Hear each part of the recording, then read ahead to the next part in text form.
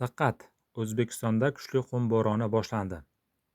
Bugun ayniqsa Xorazm viloyati va boshqa hududlarda shamol tezligi soniyasiga 10-20 metrga yetib, kuchli chang-to'zon ko'tarildi.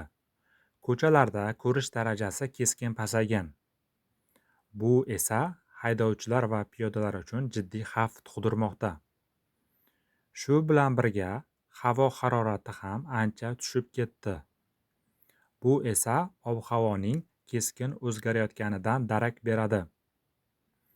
Mutaxassislar tavsiya qiladi: zarurat bo'lmasa uyda qoling, niqob yoki ro'mol taqing. Haydovchilar ehtiyot bo'ling, tezlikni pasaytiring. Bu hali boshlanishi bo'lishi mumkin.